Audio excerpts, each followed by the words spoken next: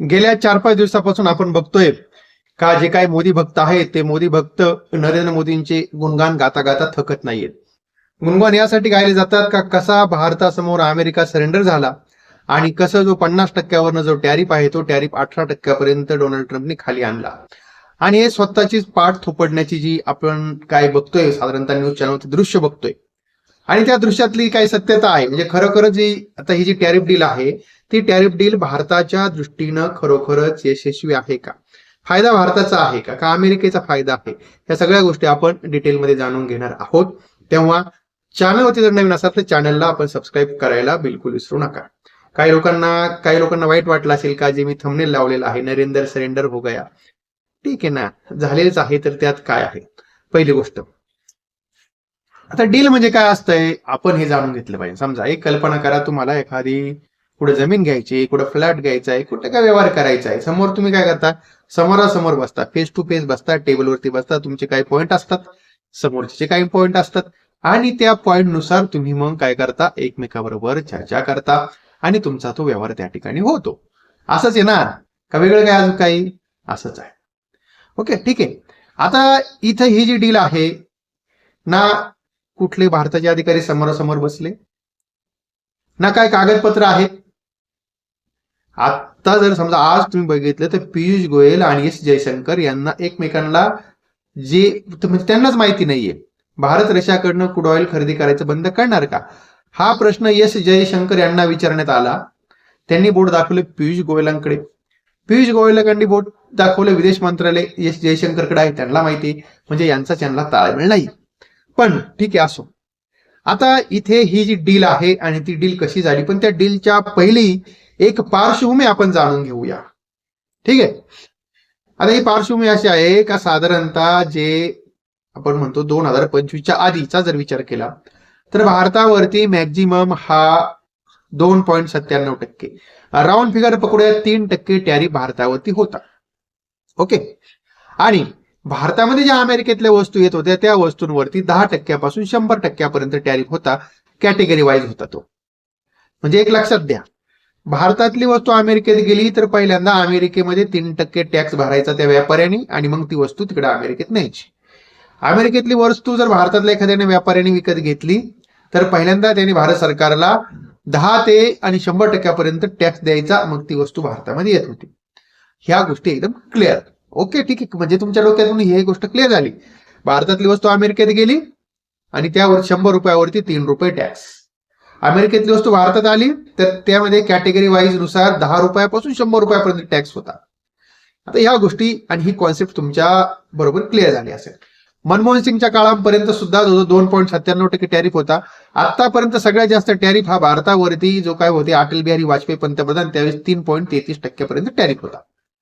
पण जर आपण राऊंड फिगर पकडलं तर 3% आपल्यावरती टॅरिफ होतं, त्यापेक्षा जास्त टॅरिफ नव्हता. मोदींच्या काळामध्ये सुद्धा म्हणजे का 2025 पर्यंत सुद्धा टॅरिफ 3% होता. ओके. पण आता ही जी डील झाली, पहिली गोष्ट म्हणजे ना भारत सरकारने घोषणा केली. सध्या भारत सरकारचे सगळेच निर्णय कोण घेत आहे, डोनाल्ड ट्रम्प घेत आहेत. कारण तुम्ही बघा, भारत रशियाकडनं क्रूड ऑइल खरेदी करणार नाहीये, निर्णय कोणी घेतला आहे, डोनाल्ड ट्रम्प. भारत आता इराण मधलं जे आपण एक मोठं बंदर डेव्हलप केलं होतं ते सोडणार आहे, निर्णय कोणी घेतलाय, डोनाल्ड ट्रम्पने. भारत ऑपरेशन सिंदूरमध्ये शीज फायर करणार आहे आणि त्याची घोषणा कोणी केली, डोनाल्ड ट्रम्पने, भारत सरकारने. सध्या देश कोण चालवते, मोदी चालवत आहे का डोनाल्ड ट्रम्प चालवत आहेत, हाही मोठा प्रश्न आहे. तुमच्या डोक्यात आला असेल ते. ठीक आहे, चला असो. परत काय होतं, खूप काय बोललो म्हणजे राग येतो बघताना. ओके, इथपर्यंत तुमच्या ह्या गोष्टी क्लिअर झाल्या. ठीक आहे. आता काय झालंय, एप्स्टीन फाईल आहे, म्हणजे जेफ्री एप्स्टीन नावाचा एक गणिताचा शिक्षक होता आणि तो गणिताचा शिक्षक नंतर जरा थोडा राजकारण्यांच्या जवळ गेला.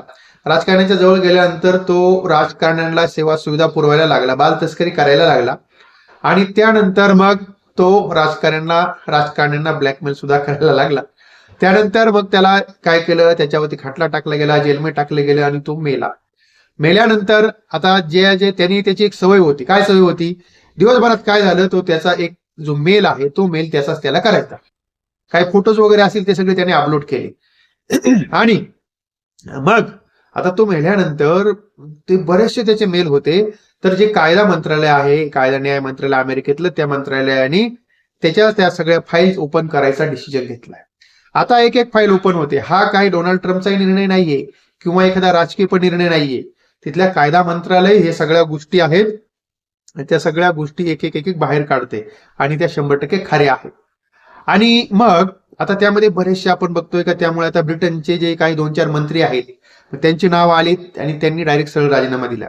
ब्रिटनच्या पंतप्रधानांचं सुद्धा नाव आलेलं आहे, तिथे आंदोलन चालू आहे का बाबा रिझाईन द्या. डोनाल्ड ट्रम्पचं सुद्धा नाव आलेलं आहे, तिकडे अमेरिकेमध्ये आंदोलन चालू आहेत का रिझाईन द्या. पर झेकोस्लोवाकिया नावाचा देश आहे, त्या ठिकाणी पंतप्रधानाला राजीनामा द्यावा लागलेला आहे. आणि यामध्ये क्रिप्टो करन्सी म्हणजेच बिटकॉईनचा सुद्धा त्यामध्ये बराचसा उल्लेख आहे का बिटकॉईनचाही वापर केला गेला पैशांचा हवाला करण्यासाठी. आणि त्यामुळे आपल्याला बिटकॉईनमध्ये जवळजवळ साधारण 90,000 रुपयापासून तर 65,000 रुपयापर्यंत करेक्शन बघायला भेटलं. भलं मोठं करेक्शन बिटकॉईनमध्ये बघायला भेटलं ह्या कारणामुळे. तर असा हा जो आहे आपला नाव त्याचं जेफरी एप्स्टीन नावाचा, तर तो नंतर राजकीय मध्यस्थता करायला लागला. त्यामध्ये मग भारतातली नावं आलेली आहेत. भारतामध्ये नाव आले, अरुण जेटलींचं नाव आहे, नरेंद्र मोदींचं नाव आहे, अनिल अंबानीचं नाव आहे, नंतर काहीतरी हरप्रीत सिंग संधू म्हणून आहेत त्यांचं सुद्धा नाव आहे. तर आता ह्या नावांचा उल्लेख आहे 2017 साली. त्याचं असं म्हणणं आहे का नरेंद्र मोदींनी जो त्या 2017ला इस्रायलचा दौरा केला, तो दौरा माझ्या सांगण्यानुसार केला. मला त्यांनी विचारलं होतं बाबा का डोनाल्ड ट्रम्पला खुश करण्यासाठी काय करायला पाहिजे, तर मी त्यांना सांगितलं की डोनाल्ड ट्रम्प समोर तुम्ही थोडासा डान्स करा, म्हणजे ते खुश होतील. आणि बरोबर आता की 2017लाच नरेंद्र मोदींचा एक आपला बाईट सुद्धा आहे. त्या बाईटमध्ये स्वतः म्हणतायत की नाचणे गाणे का कार्यक्रम बहुत अच्छा हुआ. म्हणजे ह्या सगळ्या गोष्टी एकमेकाला लिंक होतात. पण नेमकी ज्या वेळेस नरेंद्र मोदीचं नाव येतं त्याच रात्री डोनाल्ड ट्रम्प तिकडनं घोषणा करतो का भारताबरोबर टॅरिफ डील झाली आहे, 18% भारतावरती टॅरिफ आहे आणि भारत रशियाकडनं क्रूड ऑइल घेणार नाहीये. भारत आता व्हेनेझुएला आणि त्यानंतर अमेरिकेकडनं क्रूड ऑइल घेईल. भारताची अर्थव्यवस्था अमेरिकेच्या कृषी मालासाठी ओपन करणार आहे आणि अमेरिकेतल्या वस्तूंवरती भारतामध्ये 0% टॅरिफ. आता ही घोषणा कोणी केली आहे? भारत सरकारने केली नाहीये, ही घोषणा केली डोनाल्ड ट्रम्पने केली. भारत सरकारने घोषणा केली असती तर गोष्ट वेगळी होती आणि त्याचं ना कुठं कागदपत्र कुठे काही लिगली काहीच नाहीये. मग प्रश्न असा येतो, मी जे आता थंबनेल लावले, नरेंद्र सरेंडर हो गया. मग हे असंच आहे ना, कारण विचार करा, जो टॅरिफ आपल्यावरती 3% होता तो 18% गेलाय. अमेरिकेच्या मालावरती जो टॅरिफ 10 ते आणि 100% होता तो 0 झालाय. म्हणजेच अमेरिकेसाठी भारतातली अर्थव्यवस्था संपूर्णपणे मोकळी झालेली आहे. अमेरिकेतला सगळा माल भारतामध्ये विना कुठलाही टॅक्स न भरता भारतात येणार आहे. आणि भारतातल्या कृषी मालासाठी जे आपण 6 महिन्यापूर्वी नरेंद्र मोदींनी संसदेमध्ये सांगितलं होतं का भारत कुणापुढे झुकणार नाही, भारत शेतकऱ्यांच्या हितापुढे झुकणार नाही, आता झुकले बिन वाकले बी काय राहिले. आता म्हणजे विचार करा, जर अमेरिकेचा शेतकऱ्याचा कृषी माल, त्यातून सोयाबीन येणार आहे आपल्याकडे, कापूस येणार आहे, बदाम येणार आहेत, दूध येईल, बाकीच्या सगळ्या गोष्टी येतील. पण जर तुम्ही विचार केला तर अमेरिकेमध्ये प्रति शेतकरी सरकार तिथलं जवळजवळ 60 लाख रुपये दर वर्षाला सबसिडी देतं अमेरिकेमध्ये. भारतामध्ये जर तुम्ही बघितलं असेल सरासरी, जर भारताच्या दरवर्षीचा जो सबसिडी शेतीसाठी दिली जाते त्याची सरासरी जर काढली प्रत्येक शेतकऱ्यामागे तर 50,000च्या वरती येत नाही. मग त्यामध्ये तुमचे काही यंत्रसामुग्री असेल त्याची सबसिडी आली, तुमचा इन्शुरन्सची सबसिडी आली, नंतर ते जे तुमचे पंतप्रधान काय आपण म्हणतो पंतप्रधान पर सन्मान निधी आहे पर त्याचे त्यामध्ये आले. आणि जे आपण समजा वेगवेगळे काही समजा काही यंत्रसामुग्री असेल, सोलर घेतो, तलाव बांधणे वगैरे, तर ह्या सगळ्याची म्हणून सरासरी 50,000च्या वरती सबसिडी राहिली. मग विचार करा का जो भारतातला शेतकरी 50,000 रुपयापेक्षा त्याला जास्त सबसिडी भेटत नाही, तो शेतकरी 60 लाख रुपये सबसिडी भेटणाऱ्या शेतकऱ्याच्या मालाचा कसा काय मुकाबला करेल.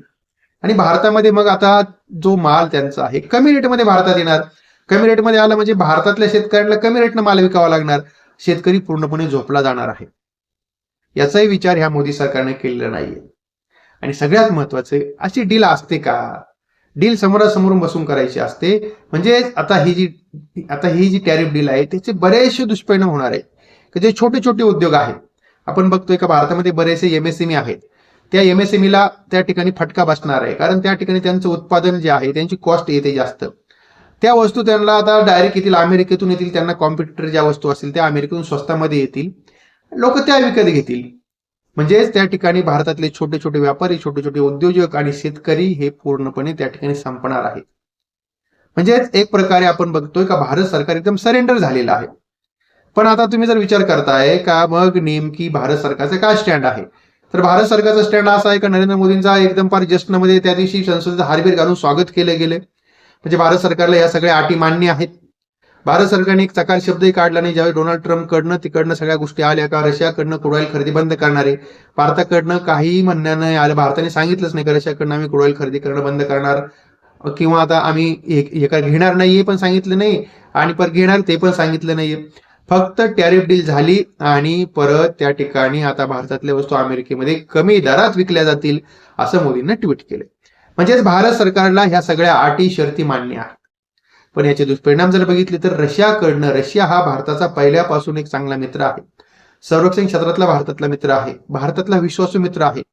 आणि ह्या मित्राकडनं आपण जे काय क्रूड ऑइल खरेदी करत होतो, स्वस्तामध्ये भेटत होतं, ते क्रूड ऑइल जर आपण समजा अमेरिकेच्या सांगण्यावरून जर घेणं बंद करत असेल तर हा कुठला शहाणपणा आहे, खरंय की नाही? आणि त्यानंतर जी आपली अर्थव्यवस्था सगळी जर तुम्ही लोटांगण अमेरिकेसमोर घातलंय, हाही कुठला शहाणपणा आहे.